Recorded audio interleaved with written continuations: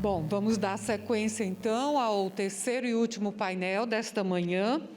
E para conduzir esse painel, gostaríamos de convidar o jornalista Tiago Norões, que vai ser o mediador, repórter e apresentador da TV Assembleia.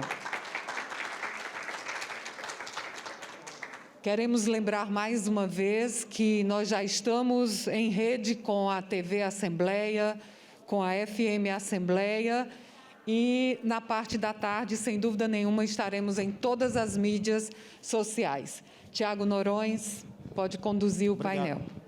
Obrigado, Ian. Bom dia a todos e a todas. Queria, primeiramente, agradecer a oportunidade de estar aqui fazendo parte dessa mesa. Devido ao adiantado da hora, para a gente não perder mais tempo, né, vamos começar logo a abrir aqui a mesa, o impacto da governança nas contratações públicas e a nova lei de licitações e contratos.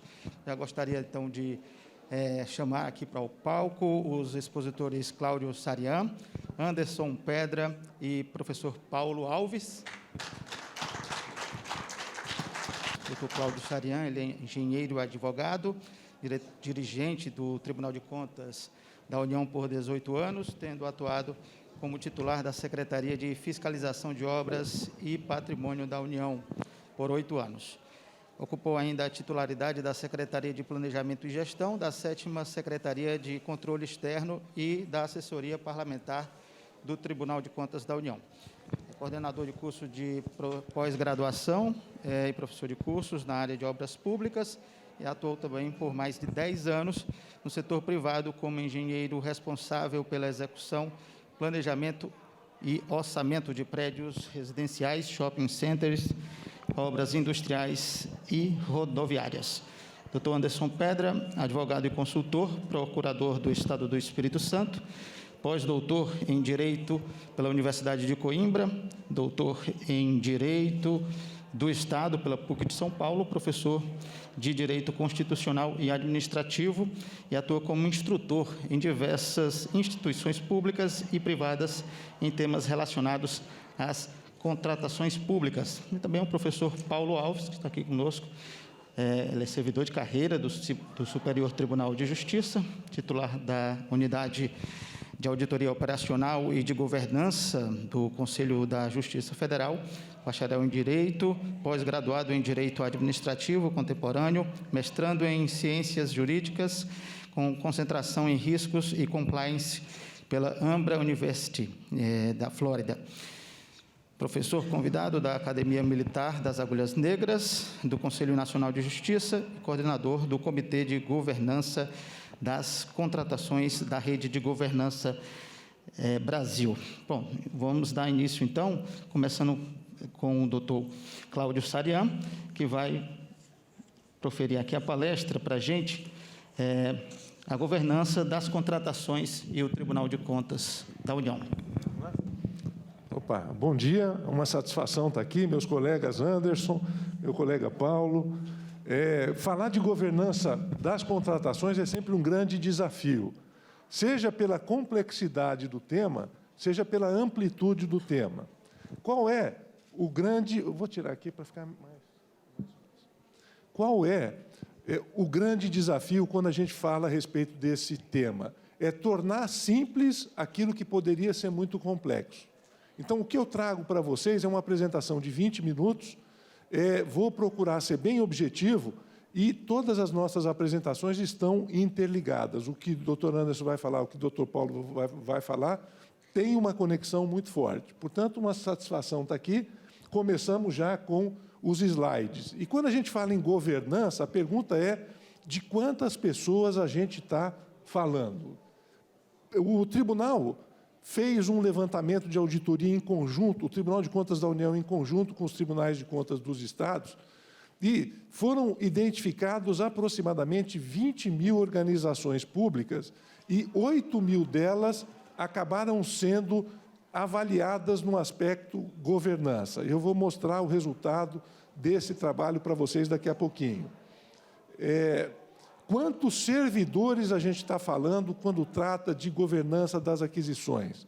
Eu tenho alguns números, pode colocar, são 2 milhões federais, 4 milhões estaduais, 7 milhões de servidores municipais, e se a gente somar todos esses servidores com os profissionais terceirizados, a gente vai chegar num número de aproximadamente 15, 16 milhões de pessoas trabalhando diretamente para o Estado. Quando a gente fala em contratação, e aqui eu trago algumas fotos para vocês, eu queria também desmistificar que licitação é um trabalho árduo, burocrático, envolvido apenas na documentação. Quando a gente fala em documentação ou em licitação, a gente está falando em contratação de serviços que vão atender à sociedade. O que o cidadão espera das contratações públicas? Eu coloco aqui algumas fotografias, uma rede de saúde que atenda tempestivamente, obras públicas que sejam executadas nos padrões de qualidade, custo e prazo esperados. E o que ele não espera? Falar o desejo do cidadão é muito fácil. Agora, qual é o não desejo? E eu também trago aqui algumas fotografias. A primeira, só volta é um viaduto que esqueceram de fazer as pistas de acesso. Então, que governança de contratação é essa que pensa só no viaduto e se esquece de que o valor da contratação está na entrega de um bom serviço? O segundo, foram contratar mochilas para as crianças em determinado município. E houve apenas um esquecimento durante esse processo de contratação, que foi adaptar o tamanho da mochila ao tamanho da criança. Porque o natural que o cidadão espera é que o seu filho leve a mochila para a escola, e não que a mochila leve o seu filho para a escola. Então, temos aqui um exemplo de contratação mal elaborada, e eu trago um documento, né? Se eu só falasse, muitas pessoas não acreditariam. Isso foi reportado na imprensa de uma forma bem veemente. O que ele também não espera é que, com o asfalto, os profissionais que lidam com a contratação se esqueçam de tirar o poste do meio do caminho. Vocês estão vendo aqui numa foto, foi feita a pavimentação e esqueceram o poste exatamente numa curva com faixa contínua. Isso é a não governança de contratação. O que a gente sabe de expectativa do cidadão e da não expectativa é muito claro. A questão é como transformar a intenção, a vontade, o sonho de todos os cidadãos em realidade. E a questão também aí é muito simples. Tudo depende de um comparativo entre percepção e expectativa. Quando a percepção do cidadão é menor do que a expectativa que ele tinha pelo serviço público, a gente tem insatisfação. Quando a percepção é igual à expectativa, a gente tem uma satisfação do cidadão. Mas o nosso desafio é muito maior do que apenas deixar o cidadão satisfeito. O nosso desafio é encantar o cidadão. Até porque nós, enquanto servidores públicos, também somos cidadãos. Então, se você quiser saber o que o cidadão pretende de uma governança das aquisições, não precisa fazer pesquisa, não. Pergunta para você mesmo, né? O que é que eu pretendo do transporte coletivo, o que eu pretendo do serviço de saúde? E a primeira pergunta que vem quando a gente fala em governança das aquisições é muito simples e direta. Você compraria os produtos que a sua organização trabalha pelo preço que eles custam? Basta você pegar o orçamento anual da tua organização pública, verificar o que ela está entregando. Se você disser, eu não compraria, é porque tem alguma coisa de errado aí. E como é que a gente corrige, como é que a gente supera esses equívocos? Por meio de uma boa governança das contratações. Como é que o TCU acabou aprofundando os seus estudos a respeito de governança das aquisições? A gente fazia um conjunto de auditorias anuais e percebíamos que o índice de irregularidade nos contratos auditados era muito alto. Aí veio uma outra pergunta, espera aí, se eu estou fazendo 100 auditorias no órgão A e acho 70 contratos com problema, a minha auditoria está sendo boa ou ruim? Os mais precipitados diriam, está muito legal, Por quê? Porque vocês estão achando 70% de problema naquela base amostral que vocês auditam. Ou seja, a auditoria está sendo muito eficiente. Só que vem a outra pergunta. Esse órgão que vocês auditaram, 100 contratos, assina quantos contratos por ano? 1.000. Opa, então tem um problema sério. Porque se numa amostra de 100 eu acho 70, eu estou deixando de achar irregularidades nos outros 900 que estão sendo conduzidos. E aí surge, a grande discussão é, eu preciso trabalhar na causa e não na consequência. A auditoria, e o ministro Nardes ontem foi muito feliz, e o controle voltado apenas ao caráter punitivo é muito pouco eficiente. A lógica da auditoria é tentar prevenir. E, para prevenir, eu tenho 2 caminhos. Chegar no momento em que os contratos estão sendo assinados, isso eu não consigo fazer para todos, porque são muitos contratos na administração pública, mas, melhor ainda, trabalhar na governança, naqueles pilares de liderança, estratégia e controle que vão sustentar a boa contratação. Se o controle conseguir atuar bem na definição, na avaliação e na correção desses pilares, a gente vai ter boa contratação pública sempre. Então, aí o tribunal começou a pisar mais forte na área de governança pública, das aquisições. O painel, o ministro Nardes ontem mostrou, nessa grande auditoria em que foram envolvidos mais de 8.000 organizações públicas, a gente chega em muitos sinais vermelhos. O vermelho significa que a organização está em estágio inicial de governança, e o verde em estágio avançado. E vocês estão percebendo pelos semáforos que a situação não é confortável. É preciso um choque de governança, e essa palavra o ministro Nardes adoraria, como é que a gente faz para estruturar bem e tirar as organizações públicas da luz vermelha e colocar na luz verde. O dia que a gente, em conjunto, conseguir levar os vermelhos para os amarelos e os amarelos para os verdes, a gente efetivamente está agregando muito valor no processo de contratação. Existe um estudioso na parte de gestão, de governança, é americano, ele chama Dov Seaman, que faz uma análise em cascata da importância da governança.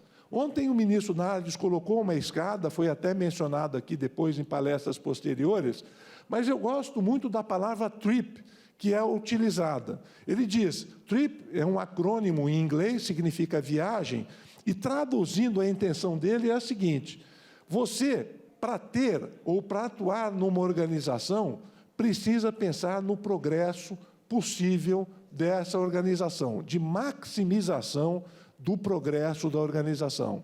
Só que você só consegue alcançar progresso se você atuar com inovação. Se eu sempre fizer a mesma coisa, num mundo muito rápido, eu estou ficando para trás. Eu digo sempre, na vida, ou você está evoluindo ou você está evoluindo. Não há um estágio no mesmo lugar, sempre. Se você não está evoluindo, automaticamente você está andando para trás.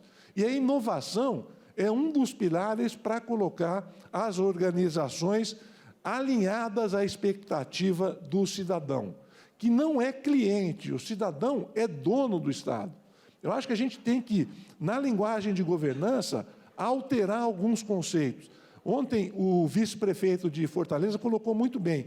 A gente tem que pensar em toda a estrutura de planejamento nas pessoas. E as pessoas não são clientes em termos de governança, elas são o principal. É elas que têm o verdadeiro poder. Então, só para acabar aqui, progresso, eu preciso de inovação. Para ter inovação, eu vou ter que correr risco e entender que muitas vezes eu vou errar. E para que as pessoas que atuam nessas organizações estejam mentalmente preparadas a correr risco, é muito importante um ambiente de confiança que é dado pela governança. Aqui, pegando o Dr. Robson, quantos riscos a gente tem na estruturação de um evento como esse? Se a gente não tem confiança nas pessoas que conduzem, devagarzinho as pessoas vão dizer, não vou nem fazer mais evento, porque quem não faz evento não erra.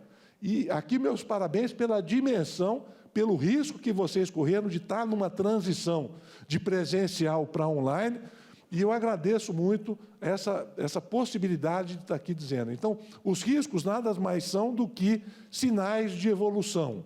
Os reis, sabem como os reis escolhiam os seus seguranças?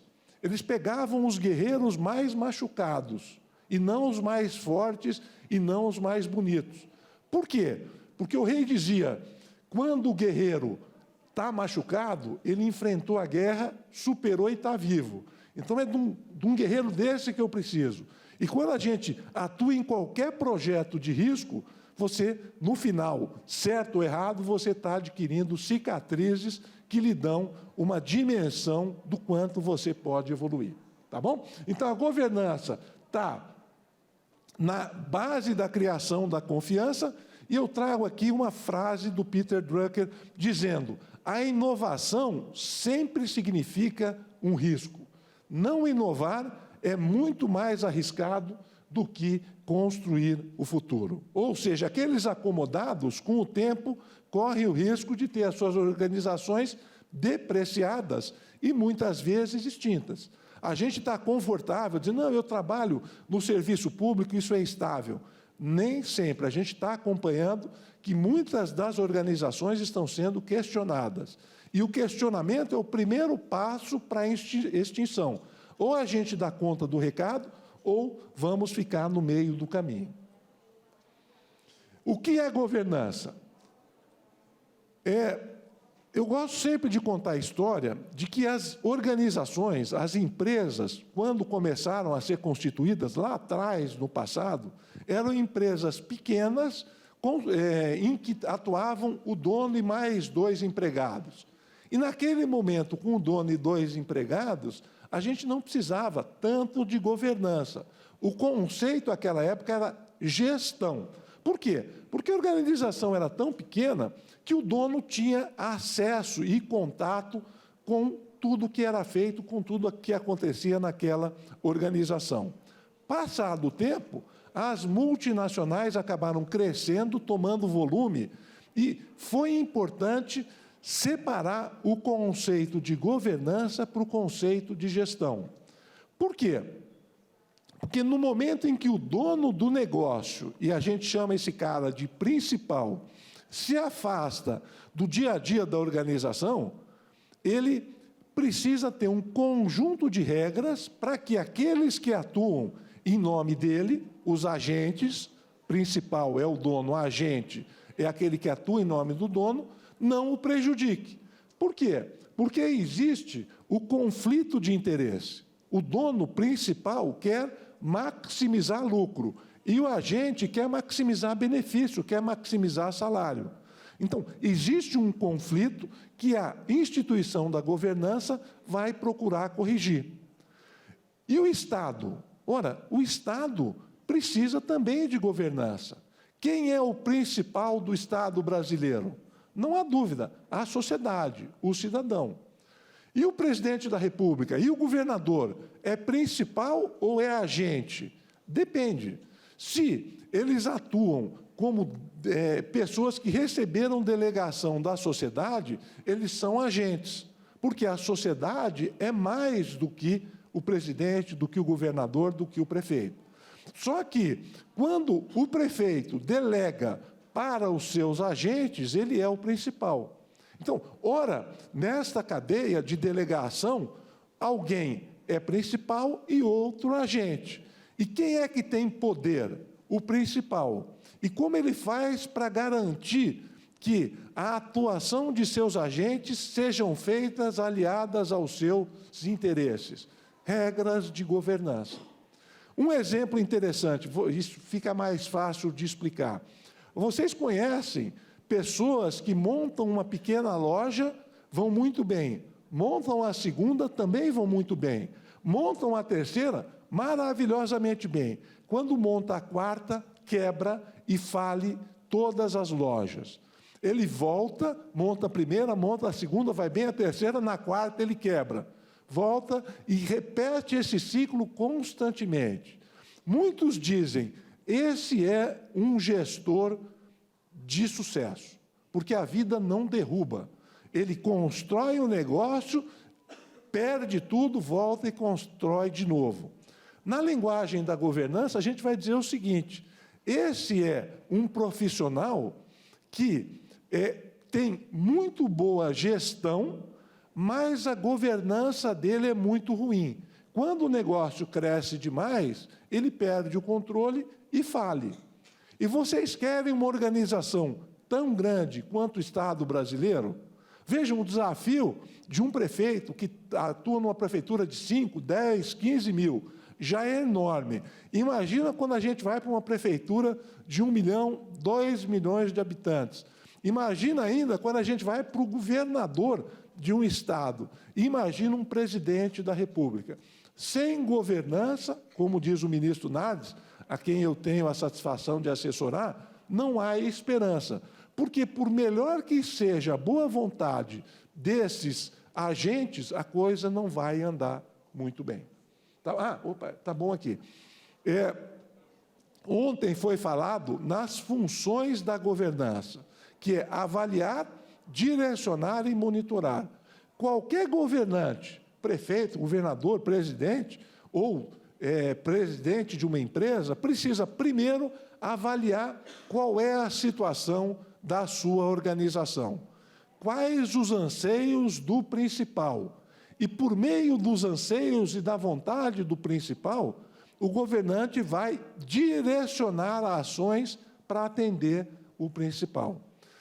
O gestor vai rodar o ciclo PDCA, que é o executar, controlar, agir e planejar, e prestar conta para o principal, para que o principal monitore aquilo que o governante, o que os agentes estão implementando. Tá bom? E nessa lógica de delegação, eu começo a entrar na governança das aquisições. Quando eu estou falando numa governança em que o principal é a sociedade e o agente é o prefeito, eu estou falando numa governança pública, lato sensu. No momento em que delegações sucessivas são feitas, eu começo a usar governança corporativa e, mais abaixo ainda, governança de TI, governança de aquisições. E esse é o tema da minha apresentação. Achei importante fazer uma contextualização da governança para que a gente não fique muito no mundo teórico. A gente entenda que governança é muito bom, mas também dói. Dói um líder, um prefeito, um governador querer indicar um amigo e a governança dizer ele não está preparado para esse desafio. Dói quando, por ser mal implementada, muitos dos desejos pessoais do governante não podem ser executados. Então, governança é muito legal, mas quando a gente fala vamos implantar, a gente percebe que as pessoas, principalmente os agentes maiores, acabam resistindo um pouco. Agora, como é que a gente convence o agente de que governança é bom? É uma maneira dele maximizar resultados para a sociedade que o elegeu, garantir reeleição e, mais ainda, colocar as suas ideias numa linha de execução que, mesmo que um candidato contrário a ele seja eleito, a linha está bem definida. Tá? Então, vamos lá. Governança das contratações. Eu estou procurando ser bem objetivo, até pelo adiantar do tempo, e eu quero muito ouvir meu amigo Paulo e Anderson. Estou muito ansioso pela apresentação de vocês. Então, vamos lá. A nova lei de licitação, vocês devem conhecer, a 14.133, vem com um artigo que, de acordo com meu amigo Paulo, quando o leu, diz que chorou. Né? Não sei se é verdade, mas quando ele disse isso, gravou. O artigo 11 estabelece como competência da alta administração zelar pela boa governança das aquisições. Então, licitação deixou de ser apenas responsabilidade do nível operacional. Agora, licitação, e está na lei, é responsabilidade também da alta administração. Aquela famosa frase, quando estoura um escândalo, do dirigente maior, eu não sabia, agora vai complicar. Porque se ele disser que não sabia, alguém vai levar o artigo 11 e dizer, o senhor deveria saber. Portanto, o senhor não é um bom agente porque não estruturou adequadamente o seu processo de aquisição, de tal maneira que um grande escândalo aconteceu e o senhor vem dizendo não sabia. Então, o artigo 11, anotem, para mim, talvez para o professor Anderson, para o professor Paulo, é o artigo mais importante da nova lei de licitação, porque elevou a responsabilidade. E a alta administração vai ter que subsidiar toda a equipe com treinamento, com apoio, com checklist, com modelos, etc., etc. O tribunal fez um grande trabalho na governança das aquisições. E eu vou mostrar para vocês alguns dos resultados. Eu acho bacana para a gente pisar no mundo real. Então, foram feitas perguntas para 8.000 organizações e a tabulação nos leva a uma avaliação objetiva da situação das prefeituras, dos estados e da União. Então, vamos lá. Primeiro, pode passar. No quesito liderança, estratégia e controle, a gente tem 50% das organizações em estágio inicial.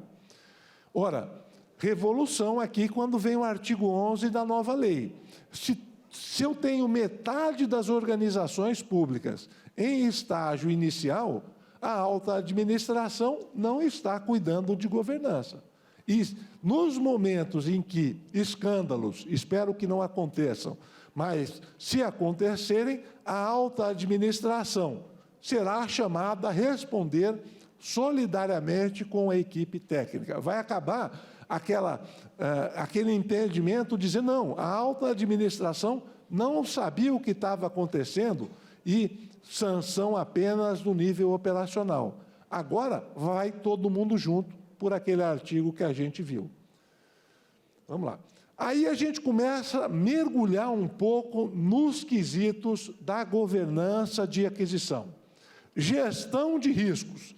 Vejam, a gente tem 66% a 70% de organizações públicas em gestão de risco que estão em estágio inicial ou incipiente. Né? O inicial, o cara começou a fazer alguma coisa, incipiente, ele não fez nada. E as perguntas que foram feitas são muito simples. Existem riscos críticos da organização identificados? Vocês podem se fazer essa pergunta, se vocês atuam, obviamente, na área de contratação, seguindo esse roteiro. Será que os riscos críticos estão adequadamente identificados? Será que os controles internos estão bem estruturados? O que eu estou trazendo para vocês no gráfico, isso é acórdão do tribunal, então já foi votado, mostra que gestão de risco é muito falho ainda na administração pública. O próximo, pessoas. Os papéis e responsabilidades das pessoas que atuam na função de aquisição estão definidos? Os pareceres jurídicos são emitidos por servidores da própria organização? Os responsáveis pela condução das licitações são servidores empregados do quadro permanente? E a resposta é: estamos no nível inicial. Existem 25% a 30% das organizações que já se encontram em estágio avançado. E qual é o nosso desafio? Trocar boas práticas. É dizer, quais são as organizações que estão bem estruturadas e o que elas estão fazendo e que eu poderia copiar, obviamente, adaptando à minha realidade. Então, a gente tem muita coisa a aprender com os nossos vizinhos. Antes da gente querer reinventar a roda, vamos buscar a roda de quem já implementou e perguntar: você tem modelo? Você tem checklist? Como é que você treina a tua equipe? E, com base nisso, copiar o que é bom, né? O que é bom, a gente copia; o que é ruim, a gente finge que não ouviu. Tá bom? No quesito processos, vocês têm minutas padrão para edital e para contrato? Ou para cada licitação começa do zero a escrever um edital? A AGU tem ótimos modelos disponíveis na sua página e já está atualizando os modelos para a nova lei de licitação. Então, site da AGU, adapta e põe para funcionar. A consultoria jurídica utiliza uma lista de verificação padronizada? 41% diz que não. Então, imagina o que a gente tem de trabalho e retrabalho quando a gente não padroniza um processo. Pode pular também. Os participantes, olha a pergunta óbvia, pelo menos um representante dos setores que usufruirá diretamente as entregas do contrato participa formalmente na definição do objeto? A gente tem 40% aproximadamente, não. Como é que eu vou conduzir um processo de licitação se eu sequer ouço quem vai utilizar do bem? Sou eu, o sabe-tudo, que vai adivinhar quais são as necessidades? E, nesse ponto, a nova lei nos trouxe um comando muito legal. Do quê? Da gente ouvir esses representantes, a figura do agente de contratação, que tem uma responsabilidade de conduzir todo esse processo. E essas transparências vão ficar disponíveis, então não se preocupe em copiar, não. Já estou acabando. Edital. Os editais definem de forma objetiva e específica as características relevantes do objeto. Aqui a resposta foi um pouco melhor. Apenas 15% das organizações estão em estágio inicial. O que é muito grave ainda, porque se você tem 15% das 20 mil organizações, significa dizer que eu tenho 3 mil organizações públicas que não têm uma boa definição do objeto no edital. Pessoal, é muito dinheiro. 10% do PIB, do Produto Interno Bruto, é gasto com contratações públicas, direta ou indiretamente. Então, se a gente não tem uma boa construção dos processos de contratação fundados nos mecanismos de liderança, estratégia e controle, a gente está jogando dinheiro pelo ralo. Tá? Então, é importante essa atenção. O próximo. Contratos, a mesma pergunta.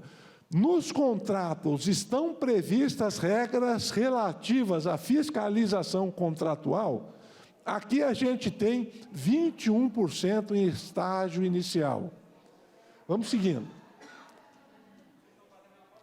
Gestão de contratos. Vejam como a luz vermelha acende para as diversas perguntas.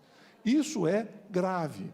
Quando a gente diz que uma obra pública é iniciada e a gente não termina, e o tribunal no ano passado constatou mais de 15 mil obras inacabadas, a gente está dizendo que existe um erro muito grave nesse processo e precisa ser corrigido.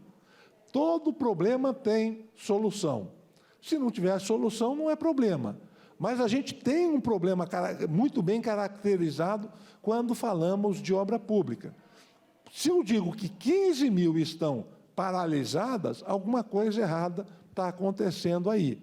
E garanto que, se a gente fizer a mesma avaliação em outros objetos, a gente terá respostas não muito satisfatórias também. Próximo. Eu encerro, eu tive uma grande satisfação de escrever um livro, e era um desafio que eu tinha, depois que passei pela Secretaria de Planejamento e Gestão, eu disse, é preciso construir um livro mais prático sobre gestão e governança. Quando a gente vai construir, o que a gente faz? Se associa a amigos que querem compartilhar o mesmo projeto. Então, nesse projeto específico, eu me associei ao Daniel e ao Léo, e já pretendo, num próximo projeto, me associar a Paulo e Anderson para a gente poder preparar um trabalho bacana aí. E quando a gente foi convidar alguém para fazer o prefácio, eu tinha um contato com o professor Clóvis de Barros, eu não sei se vocês conhecem, um palestrante muito famoso, ele foi titular da Universidade de São Paulo na área de filosofia. E quando ele leu, ele disse assim, olha, impressionante como gestão, governança e filosofia acabam tendo uma coincidência. Algumas frases, não há bons ventos se você não sabe para onde quer ir. Sêneca. Aqui, se não tiver um plano estratégico, não funciona. Tá? Então, e eu fiquei muito feliz quando ele devolveu o prefácio para a gente incluir no livro, ao dizer que o caminho mais difícil na administração pública ou privada é seguir o caminho correto. É entender que os interesses do principal estão acima dos interesses do agente. E ele encerra de uma maneira bem interessante. Ele é bem duro na escrita e na fala dele. Ele diz, agir honestamente é um esforço que chega até a ser físico, enquanto o caminho da canalice oferece um festival de prazeres mundanos. Mas a recompensa da virtude é sempre maior que a da canalice. A primeira, da virtude, te concede a honra de uma vida digna e a certeza de ter transformado o mundo para melhor. Enquanto a segunda te rouba a consciência e te garante a pecha de ter vivido uma vida funesta, pequena, vil. E conclui, se só temos uma chance de deixarmos a nossa marca neste mundo, e se esta marca nós só deixamos com as nossas ações, façamos delas as nossas virtuosas obras de arte. Muito obrigado pela atenção. A gente agradece aqui ao Dr. Cláudio Sarian, e dando sequência à nossa mesa, o impacto da governança nas contratações públicas e a nova lei de licitações. Nós convidamos agora o professor, ou Dr. Anderson Pedra, que vai falar sobre o consequencialismo decisório como ferramenta de governança. Boa tarde a todos e a todas. Primeiramente, gostaria de agradecer ao convite da Rede Governança Brasil, estar aqui com vocês, discutindo esse tema tão importante que é a governança. Falar depois do professor e amigo Cláudio Sarian, antecedendo o professor Paulo, sobre a batuta, doutor Tiago, sempre uma responsabilidade maior.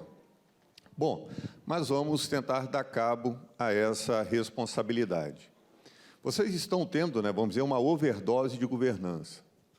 Essa expressão, governança, ontem à noite conversava com o Cláudio, no jantar, é algo que vem recentemente. A gente falava do ministro Nardes, de ver agora os frutos de uma semente que foi plantada lá atrás. E como que isso deve ser prazeroso? Às vezes os mais jovens veem agora, falando de planejamento, isso pode parecer tão óbvio, mas não era óbvio há 15 anos atrás. Então, é algo que vem sendo feito, vem sendo construído com muito esforço. E dentro desse prisma, se nós pensarmos por que da governança? Quando nós pensamos em governança, e como foi dito aqui, nessa overdose de governança, a gente pensa na prestação da política pública, do resultado, da eficiência disso lá na ponta. Ocorre que, de uma outra perspectiva, a gente já não sabe o que é causa, o que é consequência, a administração pública ela busca necessariamente parceiros, ela busca a iniciativa privada para conseguir almejar seus objetivos. Então, é mediante uma licitação, uma contratação direta, uma concessão tradicional, uma PPP, que a administração pública, então, vai se aliar legítima e republicamente a um particular para entregar resultados eficientes.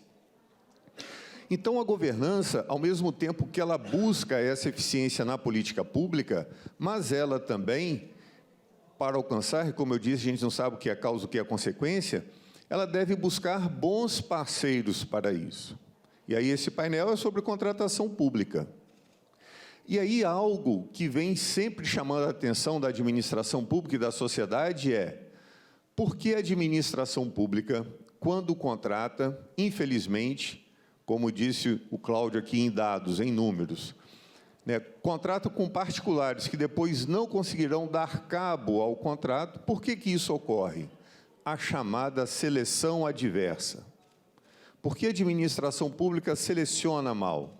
O que é causa, o que é consequência?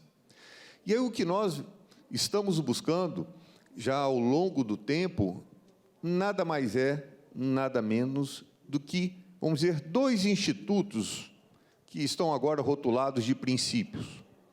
Dois institutos, dois objetivos, dois princípios: eficiência e segurança jurídica. E nós temos a Emenda Constitucional 19 falando da eficiência, lá em 1998.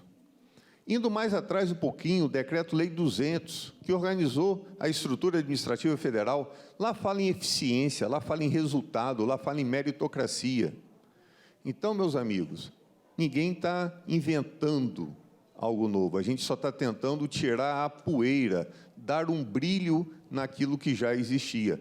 E esse é o nosso papel, a gente ficar passando esse bastão do resultado, da eficiência e da segurança jurídica. Foi muito dito aqui sobre governança numa perspectiva do planejamento. E aí agora vou desafiar Cláudio, não, porque aí eu vou perder. Mas Cláudio tem memória prodigiosa, a gente conversava ontem à noite, né, Cláudio? Você, no final da conversa, no jantar, você disse uma frase, eu falei, vou usar isso amanhã, na palestra. Lembra da frase? Cláudio disse, estou curioso do que será ano que vem, como será a política que vai ser definido nas eleições de 2022. Quem aqui não tem essa curiosidade? Quem aqui, desde cedo, tem uma curiosidade de que é saber o futuro? Como que vai ser minha vida? Vou ter sucesso, não vou ter sucesso? Vou para a iniciativa privada, vou ter sucesso, vou conseguir passar num concurso, vou ter sucesso na administração pública, onde que eu vou trabalhar, quanto será minhas férias, vou ficar doente, não vou ficar doente? A gente busca, o ser humano busca isso. Quando a gente tenta adivinhar o futuro no exercício de prognose, a gente está trabalhando com a segurança jurídica. E aí nós temos a governança, na fase de planejamento, nessa tentativa de adivinhar o futuro, dentro de um tecnicismo.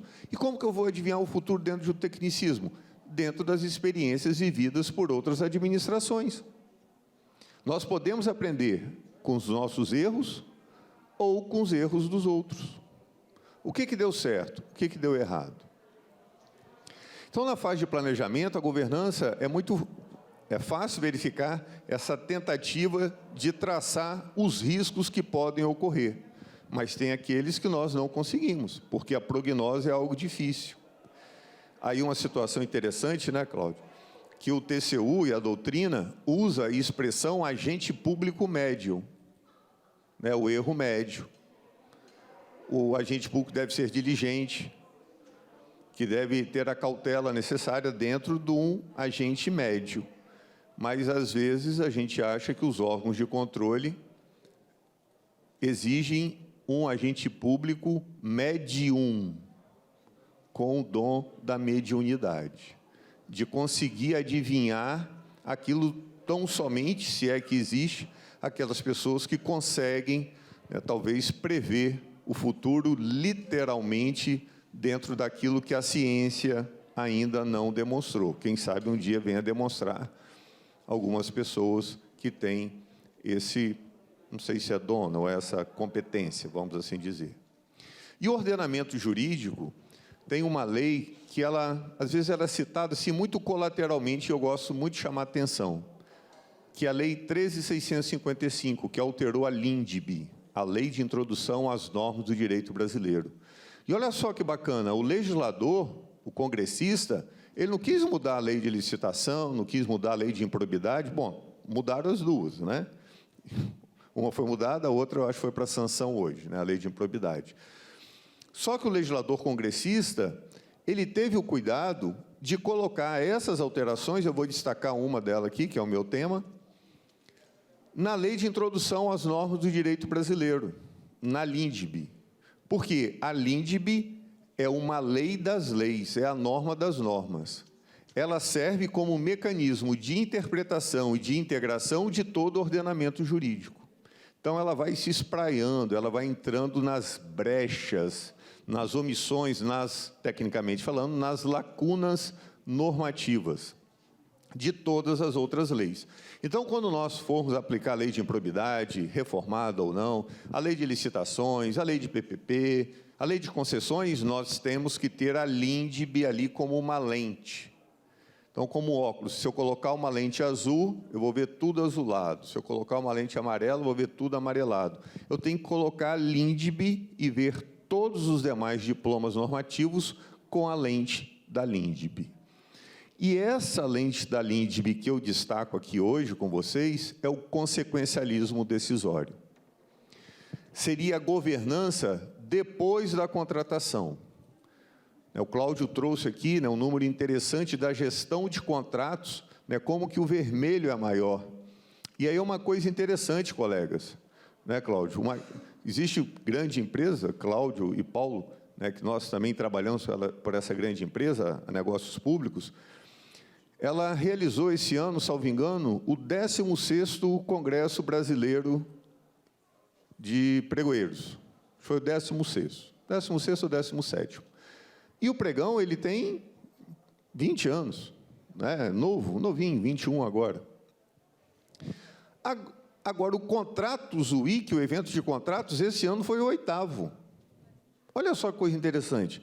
O pregão, que é a nova modalidade de licitação, mas já tem aí 20 anos, 21 anos, eu estou no 16º evento. E o Contratos eu estou no 8º. E contrato existe desde sempre. E por que eu estou só no 8º evento de contrato? Porque ninguém se preocupava com a fase de execução. Os órgãos de controle se preocupavam com o quê? Com a licitação. Com o termo de referência? Não existia termo de referência, essa expressão. Era a descrição do objeto. Deixa eu ver se foi direcionado ou não. Esse era o foco dos órgãos de controle. E aí todo mundo só ficou estudando licitação, fase externa, competição, contratação direta. Aí o órgão de controle, capitaneado pelo Tribunal de Contas, há uns 12 anos, 15 anos atrás, não, vamos olhar a execução do contrato. Vamos estudar contrato administrativo. Passa a ser ciência. A gente começa a falar de sanção. E aí surge, vamos dizer, um novo nicho. E aí estudamos contrato. E agora, como diz um poeta em alguma música, cada volta é um recomeço. Agora a gente está com foco onde? No planejamento, na fase interna.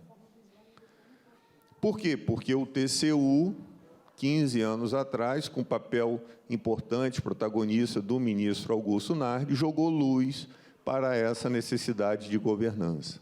Como disse a doutora Vládia, tinha gente que às vezes já fazia governança, mas não sabia que tinha esse nome.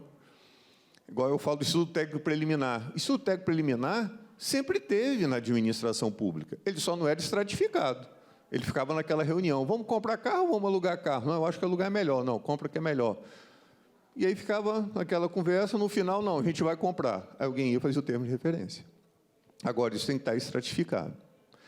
Mas, voltando ao que me compete, o consequencialismo decisório, então, foi colocado na LINDB, lá no artigo 21. É a governança depois da assinatura do contrato. É a gente tentar adivinhar o futuro das consequências quando a gente está diante de um contrato e esse contrato talvez tenha uma nulidade ou o executor desse contrato, o contratado, cometeu uma infração, e essa infração tem que gerar uma punição.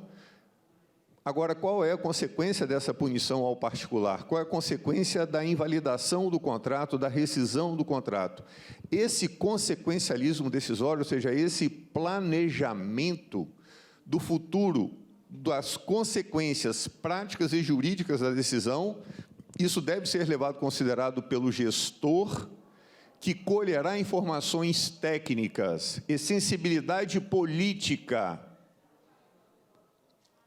dos secretários, do comando, dos órgãos de governança, porque o direito não é mais aquela linguagem binária, está certo, está errado, como se fosse batalha naval.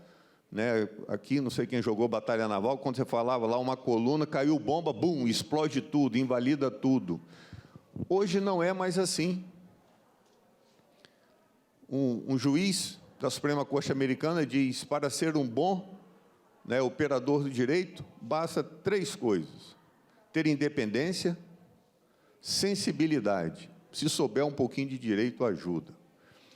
A sensibilidade, ela é muito importante. Nesse consequencialismo decisório, se nós nos depararmos com uma situação de um contrato assinado, falta 30% para terminar esse contrato. A construção de uma UPA, de uma escola, se descobre que a licitação foi direcionada. Vamos suspender a execução desse contrato para apurar? Quanto custa a obra parada? E a política pública que vai deixar de ser entregue? As aulas irão se iniciar em fevereiro. A gente descobre que esse contrato é superfaturado agora em novembro, dezembro, é o que falta para concluir. Está errado. A licitação foi direcionada, tem até superfaturamento, mas a obra tem que continuar, não pode parar. Porque a gente tem que pensar no consequencialismo prático, político. O secretário de segurança, desculpa, o secretário de educação vai falar, eu não posso mudar o ano letivo, as crianças já foram prejudicadas pela pandemia 2 anos, estão programando férias, professor e etc. Não dá para mudar, então continua a obra. Justifica no processo. Anderson, mas está errado. Vamos punir os responsáveis. Tanto aqueles agentes públicos, quanto os particulares que tenham colaborado, pessoa jurídica, pessoa física, se vai desconsiderar a personalidade jurídica ou não, isso é uma outra discussão. Todos, se for o caso, deverão ser punidos. Mas é indispensável analisar as consequências dessa decisão. Então, o consequencialismo decisório, esse exercício de prognose, de adivinhar o que vai acontecer, deve ser feito, levando em conta o agente público médio. E isso é importante para o particular, volto ao início da minha fala sobre seleção adversa, onde o agente público e o particular, quando ele celebra contrato com terceiros, às vezes não muito bons, e aí a gente não sabe o que é causa e o que é consequência, eu disse que a gente busca eficiência e segurança jurídica. O particular, ele quer dar cabo ao contrato, ele quer ter segurança jurídica. Hoje, um dos motivos da administração pública contratar com particulares ruins é porque o particular ele tem cautela, receio, medo, pavor, temor de se apresentar à administração pública, celebrar um contrato e não sabe se esse contrato vai ser cumprido até o final. Tamanha insegurança jurídica, porque se algum órgão de controle ou se alguém descobrir qualquer irregularidade, tudo deve ficar parado. Se fica parado, isso tem um custo, ele vai ter que reequilibrar o contrato, isso não é interessante, porque a administração pública não consegue reequilibrar. Isso hoje, colegas, está lá no artigo 21 da Lei 13.655, e no artigo 147 da nova Lei de Licitações e Contratos. O artigo 147 da nova Lei de Licitações e Contratos, ela dá, para mim, ela traz um rol exemplificativo daquilo, né, que deve o agente público levar em consideração para um juízo de convalidação do ato, de aproveitamento, de modulação dos efeitos da invalidação deste contrato ou de um ato administrativo. Então, pensar agora em planejamento no início das contratações e também fazer esse exercício de prognose quando nós formos pensar em invalidar um ato. Isso é governança por quê? Porque aí a administração pública está sinalizando para o mercado os valores daquela administração, eficiência e segurança jurídica. E, com isso, eu consigo, a médio e longo prazo, atrair, vamos dizer, colaboradores melhores para a administração pública. Despeço aqui de vocês, pegando na linha do que o ministro Augusto Nardes disse ontem, e o Sarian relembrou aqui ainda há pouco, né, da governança e esperança. Eu falei de um agente público médium, né, com dons de mediunidade, então me permitem usar uma frase do Chico Xavier, onde ele diz: nós não podemos voltar atrás para fazer um novo começo, mas podemos recomeçar agora e fazer um novo fim. Eu acho que esse é o nosso papel enquanto gestores públicos, enquanto agentes públicos. Muito obrigado. A gente agradece aqui o professor Dr. Anderson Pedra, dando sequência, então, à nossa mesa, o impacto da governança nas contratações públicas e a nova lei de licitações e contratos. Nós convidamos agora o professor Paulo Alves para a palestra sobre instrumentos de governança das contratações. Muito obrigado, doutor. Parabéns pela mediação, pela condução do painel. Bem, queria saudar a todos, desejar uma boa tarde já, né? Agradecer a todos pela presença, vocês que estão acompanhando também. E eu preciso dizer, não posso deixar de falar inicialmente, da honra que é estar do lado desses que são referências nacionais e referências pessoais. A gente sabe que deu certo na vida quando você chega neste lugar, onde você está ladeado por essas pessoas que você tanto admira. Então, obrigado pela companhia, obrigado aí pela parceria, né? E dando uma sequência àquilo que já vem sendo dito aqui, neste nosso painel, quando a gente fala de governança, nós estamos falando a respeito, primeiro, de um conceito que para muitos é novo, um conceito que para muitos chega agora como uma grande novidade, mas que, como foi dito, já vem sendo preludiado, prenunciado pelo Tribunal de Contas da União. Temos no nosso embaixador da Rede Governança Brasil, ministro Augusto Nardes, esta pessoa que tem levantado essa bandeira e que tem nos incendiado com essa mesma chama, com essa mesma intenção de avançar com a governança. Por quê? Porque, no final das contas, a governança é geração de resultado. Mas, quando a gente parte deste conceito, que foi brilhantemente aqui apresentado, quando a gente mergulha para uma diretriz, como a necessidade de perseguirmos, de observarmos, de considerarmos o consequencialismo na tomada das decisões, nós precisamos materializar tudo isso em instrumentos concretos. Precisamos tirar a governança do campo das ideias e transformá-la efetivamente em algo que seja palpável pelo gestor. Como é que eu transformo a governança? Ok, já estou convencido, a governança é excepcional para que eu gere resultado, mas agora, como é que a governança se torna realidade no meu município? Ora, através dos instrumentos de governança. E o que são os instrumentos de governança? São essas ferramentas, são esses documentos formais através dos quais a governança se transforma em verdadeiros planos de ação, com metas, com indicadores, com elementos práticos que o gestor, que, como foi bem apresentado aqui, ele é orientado pela instância de governança, no ciclo dela de avaliar, direcionar e monitorar, e a alta administração, muito bem posta lá no artigo 11, parágrafo único, entrega a estratégia para a gestão. Mas como é que ele entrega a estratégia para a gestão? Através destes documentos formais que dizem para onde a gestão deve caminhar na execução do ciclo PDCA. Então, vejam o que nós estamos falando, e eu trouxe para vocês. Eu gosto muito, quem já me conhece há algum tempo, sabe que nesse momento aqui eu faço inclusive uma analogia futebolística. Faço menção ao famoso time de 2006, na Copa do Mundo. Nós tínhamos lá quem? O quadrado mágico. Vocês lembram do quadrado mágico? Tem um amigo que brinca e fala que ali o quadrado mágico, ele enganou todos nós, né? Porque tínhamos lá Ronaldo, certo? Fenômeno, já campeão na Copa do Mundo, jogando muito lá nos Galácticos. Tínhamos Adriano o Imperador, fazendo chover na Itália. Tínhamos Ronaldinho Gaúcho, certo? E tínhamos Kaká, nosso último jogador melhor do mundo, certo? Tínhamos lá o quarteto mágico no Brasil, não ganhamos aquela Copa, infelizmente. Mas aqui eu chamo para vocês de quarteto mágico da governança. Porque quando nós olhamos, por exemplo, para a portaria 8678 de 2021, que é a portaria da governança do Ministério da Economia, já regulamentando a Lei 14133, nós encontramos uma lista bem maior do que essa de instrumentos de governança. Mas nós precisamos entender as nossas limitações e, como diria o sábio, começar pelo começo. Então eu destaco 4 instrumentos de governança que rapidamente eu quero apresentar para vocês.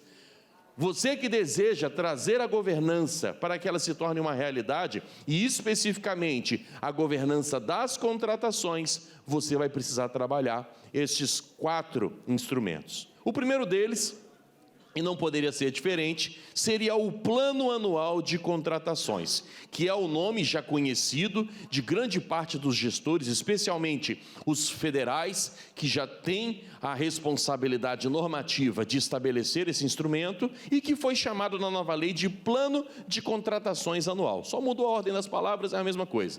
O que é o Plano Anual de Contratações ou Plano de Contratações Anual? É um instrumento no qual você inclui, no qual você apresenta todas as contratações de serviços, todas as aquisições de bens que você pretende fazer no exercício seguinte. E o propósito dessa ferramenta, basicamente, é fazer com que todas as suas contratações, do alfinete ao foguete, como nós falamos, certo? Estejam alinhadas com a estratégia. Ora, se na sua estratégia organizacional você está caminhando numa direção, é essencial que as suas contratações caminhem nessa mesma direção. E quem vai fazer esse trabalho de alinhamento entre a contratação e a estratégia será o Plano Anual de Contratações em grande parte. Vejam vocês que, para além do propósito de alinhar as contratações com a estratégia, nós teremos também um alinhamento com as próprias leis orçamentárias. Todos nós sabemos que não existe contratação sem o respectivo lastro orçamentário. E isso nos conduz a esta condição, onde o Plano Anual de Contratações serve para balizar a gestão nas suas contratações. Nós sabemos, e isso vem lá da teoria econômica do direito, que nós temos sempre presente, principalmente na administração pública, aquela distorção, aquela dicotomia entre recursos escassos e demandas infinitas. Como é que nós resolvemos essa questão? Com um recurso cada vez mais escasso nos nossos municípios e com demandas crescentes. Nós lançamos mão de um plano que, priorizando as contratações pelo nível de adesão à estratégia, possam ser colocados de forma ranqueada. E aí, os meus recursos que são escassos são priorizados naquelas contratações que mais espelhem a entrega da estratégia. Ok? Esse seria o Plano Anual de Contratações. Nós temos aí como já normas vigentes no ordenamento jurídico que tratam sobre esse tema, por exemplo, a Instrução Normativa número 1 de 2019 da SEGES, do Ministério da Economia. Nós temos também vigente, por exemplo, a resolução CJF, lá do meu órgão, 701 desse ano, que regulamenta também a elaboração do PAC na Justiça Federal. E olha só, já temos municípios, inclusive aqui no estado do Ceará, que já estão implementando seus próprios decretos para fins de cumprimento já da nova lei de licitações, estabelecendo decretos municipais para regulamentar a elaboração do PAC. Então vejam, para quem anda dizendo que a governança das contratações, a governança institucional não é para os municípios, estas pessoas estão sendo, na verdade, desmentidas pela própria realidade, que mostra que a governança já está chegando, sim. Vejam vocês que, além do Plano Anual de Contratações, nós temos o Plano de Logística Sustentável, ou Plano Diretor de Logística Sustentável. Vimos um vídeo aqui institucional, a primeira-dama do Legislativo, trazendo um trabalho que trata da sustentabilidade. E aí, vejam vocês que, quando nós pensamos nas nossas organizações, e de forma mais específica, nas nossas contratações, nós temos lá no artigo, tanto no artigo 5º da nova lei, quanto no artigo 11, caput da nova lei, a persecução do desenvolvimento nacional sustentável como um de seus princípios ou objetivos. Então vejam, como é que eu vou perseguir o desenvolvimento nacional sustentável? Como é que eu vou adotar práticas de sustentabilidade? Eu preciso transformar isso em metas, em ações a nível prático, correto? E quem vai trazer esses elementos para a nossa gestão será o Plano de Logística Sustentável. E aqui nós precisamos desconstruir um raciocínio falacioso, certo? A compreensão de que a sustentabilidade é tão somente a preservação do meio ambiente. É isso também, mas não é só isso. Nós precisamos parar de achar que sustentabilidade só se manifesta no seu aspecto ambiental. Não. A sustentabilidade também se manifesta, e isso já dizia o Decreto 10.024 de 2019, se manifesta também nas suas dimensões sociocultural e econômica. Portanto, quando estabelecemos um plano de logística sustentável, estabelecemos também planos de ação para que nós possamos gerar, certo? Perseguir a preservação do meio ambiente, com todos os cuidados específicos, a consideração da matéria-prima que é utilizada, a própria logística reversa, etc., mas também aspectos que respeitem a cultura local. Eu achei muito interessante, muito rico aquele vídeo, porque falava, olha, nós vamos considerar inclusive os aspectos culturais do nosso Estado, e como isso é importante. E quem gera isso? A sustentabilidade sociocultural. E falamos também de sustentabilidade econômica. Senhoras, senhores, vocês que estão aqui ao vivo, vocês que estão online, não existe mais órgãos e entidades públicas que não pense o tempo inteiro em ser sustentável, do ponto de vista econômico. Nós não podemos ser mais deficitários. Nós precisamos racionalizar o gasto público de forma tal que nós possamos caminhar no sentido de ser sustentável nesse aspecto também. E quando falamos de sustentabilidade nas contratações, sustentabilidade econômica nas contratações, nós estamos falando também, por exemplo, de estabelecer uma política de fomento à economia local. E nós temos ferramentas jurídicas para restringir uma determinada licitação para fornecedores locais. O que é isso? Uma política de sustentabilidade econômica. Fazer com que o recurso que é daqui fique aqui.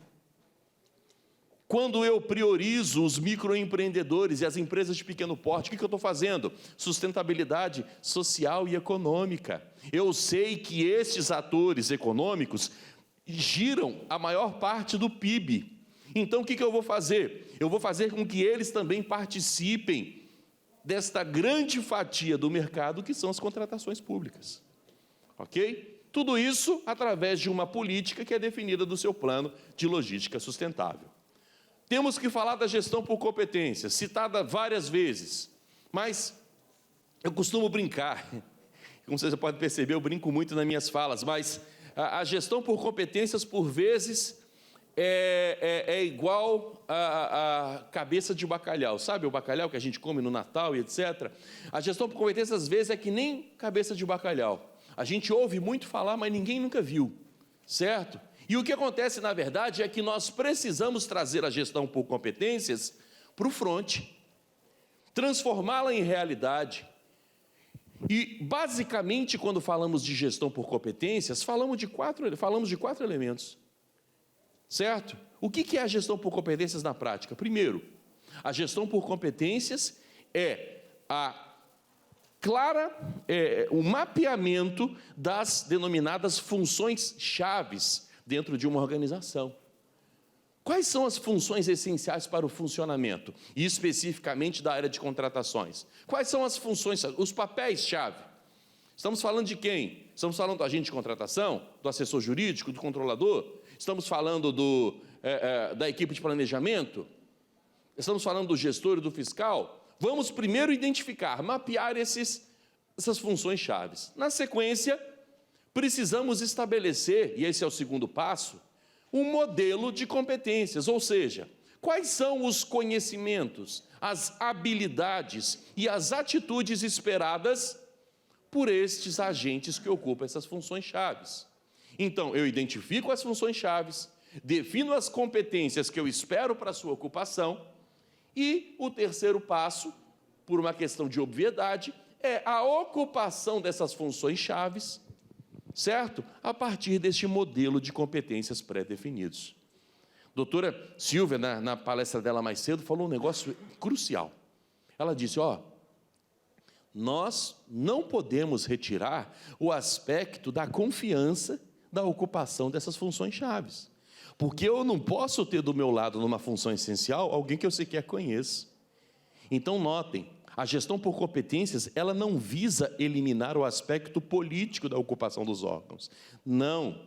A política sempre vai existir e é bom que assim o seja dentro de um contexto de um regime democrático. Agora veja, o que nós estamos falando é de definir um piso de capacidade, um piso de competência, um piso de conhecimento para a ocupação desses cargos. No mínimo, ele precisa deter essas competências técnicas e comportamentais.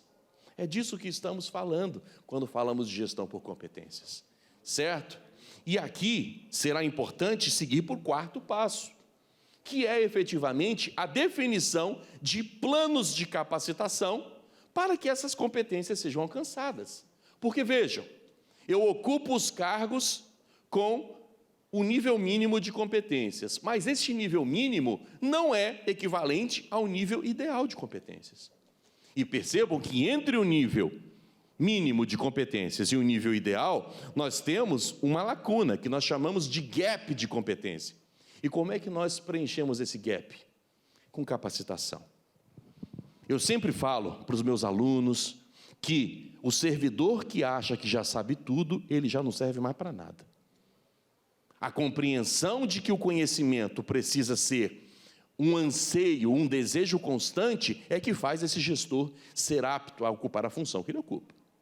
Então, veja que a gestão por competências traz este elemento, na verdade, esses 4 elementos, este último elemento, para que nós possamos construir aquilo que o doutor Danilo Falcão falou mais cedo. Uma gestão pública onde não haja mais espaço para o amadorismo. Ok? E, finalmente, já concluindo aqui minha fala, para tentar respeitar o tempo, me avisem aí depois como eu estou de tempo também, e nós temos este quarto instrumento de governança das contratações, que é o plano de tratamento de riscos do macroprocesso de contratação. Tá? Este instrumento, com esse nome, ele foi introduzido no ordenamento jurídico pela resolução 347 do CNJ.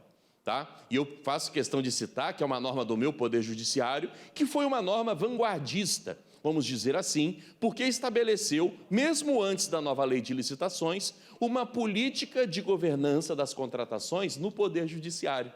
Então, de certa forma, andou na frente. E lá se apresentou esse instrumento que, sem nenhuma surpresa, foi também repetido aonde? Na norma que regulamenta a nova lei, editada pelo Ministério da Economia, a já citada Portaria 8678, de agosto de 2021. Lá também esse instrumento foi apresentado. E, basicamente, o que seria esse plano, que eu chamo carinhosamente hoje de PTR?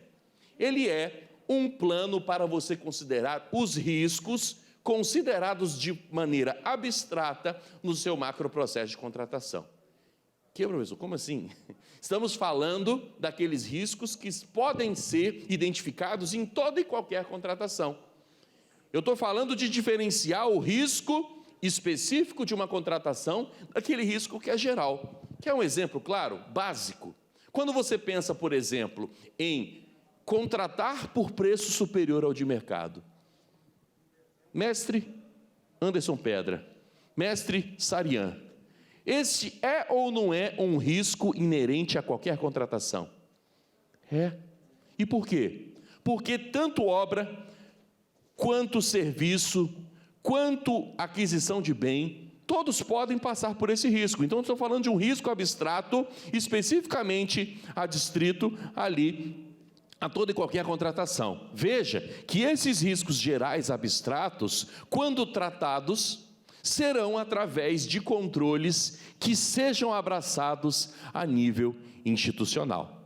E para isso é que serve o PTR. Não confundam.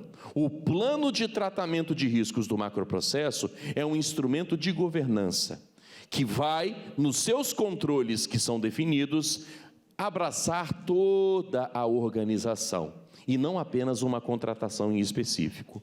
Porque os riscos de uma contratação em específicos serão abraçados pelo meu mapa de riscos, cuja previsão já estava presente nas normas infralegais, como a Instrução Normativa número 5 de 2017, a Instrução Normativa que fala da TI, que também se chama 1 de 2019, e que foi abraçada agora pela lei. Artigo 18, inciso 10º, que diz que na fase preparatória do seu contrato, você fará análise de riscos. Tá bom? Então, concluindo, o que nós temos hoje? O quarteto mágico da governança, como eu gosto de chamar. Os 4 instrumentos, de novo, não são os únicos instrumentos, mas certamente, se você começar a implementação da governança das contratações, incluindo estes 4 instrumentos na sua gestão, você certamente será bem-sucedido e a sua função contratações alcançará resultados prodigiosos. Tá bom? Com isso, concluo a minha fala, agradecendo mais uma vez pela oportunidade. A gente aqui agradece o professor Paulo Alves, o doutor Anderson Pedra e o doutor Carlos Sarian pelas palestras. Vou aproveitar a oportunidade para fazer pelo menos uma pergunta aqui aos doutores, aproveitar essas fontes maravilhosas aqui na nossa frente, para perguntar, com relação à nova lei das licitações, né, uma lei bem recente, o que é que ela trouxe de vantagem e possíveis desvantagens para a questão da governança? Então, vamos lá. A lei de licitações nova trouxe a primeira inovação, para mim, mais estratégica, a necessidade de que a autoridade cuide da governança das contratações. Esse é um ponto mais gerencial. Agora, ela criou um conjunto de caminhos muito mais flexíveis do que a 8666. A Lei 8666 foi aprovada no momento pós-impeachment do presidente da República. Em 93, então, ali ficou definido um trilho, sem muita flexibilidade para quem utilizava a lei. Já a nova lei criou uma série de mecanismos para poder flexibilizar a contratação. Então, vamos pegar aqui alguns. Contratação integrada, na qual você pode licitar sem projeto básico, tendo apenas o anteprojeto em mãos. Segundo, remuneração variável. Tá? Terceiro, contratos de eficiência, no qual a administração busca reduzir uma despesa corrente, compartilhando a vantajosidade com o particular. Modelo eletrônico para todas as licitações, a exemplo do pregão. A gente tinha uma maneira mais flexível na 10.520, que é a lei do pregão, e agora, com a nova lei, isso foi flexibilizado para a utilização de todas as contratações. E vou deixar mais um pouco para os meus amigos falarem também, que senão acaba aqui, né? Tá bom? Não. A essa lista incrível que o professor Cláudio trouxe, eu vejo um ponto também que o mestre Anderson Pedra trouxe mais cedo. Eu acho que o foco que a nova lei traz em governança e planejamento, esse foco, esse holofote que é posto sobre esses temas, para mim, é a grande vantagem da lei, a meu ver. Porque muito é dito, e eu concordo com essa visão, que a Lei 8666 ela era muito falha, ela era muito rasa no que toca à fase de planejamento das nossas contratações. Então, o fato da Lei Geral de Licitações ser muito rasa no planejamento fez com que a nossa gestão tratasse de forma igualmente rasa o planejamento. Então, já mirasse direto na fase externa da licitação, na fase de seleção do fornecedor. E eu acho que esse aspecto foi corrigido pela nova lei. Eu acho que essa é uma grande vantagem que nós temos. E você falou desvantagens também, né? Eu acho que a única unanimidade na fala de todo mundo que faz análise da nova lei, acho que a única coisa que todo mundo fala é o seguinte: a Lei 14.133 não é perfeita. Ela é dotada de falhas. E, na minha visão, uma falha que eu vejo é o artigo 169 da lei. A forma como as linhas, que não são chamadas mais de defesa, as linhas são tratadas ali. Aquilo ali, num contexto hoje de controle, na minha visão, aquilo ali precisava ser revisado. Já é uma norma que nasce com a necessidade de revisão daquele ponto, na minha visão, de forma específica, para que a gente deixe muito claro, principalmente para as nossas unidades de controle, que foram tão prestigiadas, tão bem representadas aqui, certo? Para que elas entendam onde elas estão naquele contexto do gerenciamento de risco, especificamente voltado à área de contratações. Bom, eu acho que a pergunta do Tiago é muito interessante, Tiago, e eu vou dizer para você que a gente não tem uma nova lei de licitação. E por que a gente não tem uma nova lei de licitação? Porque a nova lei de licitação será aquilo que os operadores de direito dirão que ela é. Quando as pessoas criticavam muito a Lei 8666, e criticam ainda até hoje, eu digo que as maiores críticas não são devidas à Lei 8666, mas assim aquilo que interpretaram da Lei 8666. Então, a gente tem vários gargalos, a dificuldade de reequilíbrio de um contrato. Isso por quê? Por interpretação, com medo, com receio, a administração pública do medo, que está aí, o apagão das canetas. Mas, então, a gente ainda vai ser apresentada a nova lei de licitações, a partir daquilo que os operadores de direito, principalmente os tribunais de contas, vierem a afirmar, o que é interpretar seus dispositivos, o que extrair do enunciado normativo, que é o texto, a norma. A norma é aquilo que se extrai do enunciado normativo. Então, essas são as cenas dos próximos capítulos. Mas, os pontos positivos, como disse o Paulo Alves, a lei ela ficou bem estruturada, então ela acabou organizando várias ideias que já existiam antes, e algumas pessoas criticam, que ela tinha que ser mais alvissareira, que apenas consolidou o entendimento do TCU, de instruções normativas. Eu falei, que bom, pegou boas práticas e colocou. Alguns ruídos também, na linha de defesa, etc., mas o tempo ele é cruel, Sempre a gente está desatualizado, a gente tem que estar desatualizando, expressões novas, Hoje, um politicamente correto, eu já não sei, às vezes, como citar uma situação, porque, do dia para a noite, isso passa a ser politicamente incorreto, e não só no direito, mas em qualquer ciência, Rótula é patela, patela é rótula, o que está certo e o que está errado.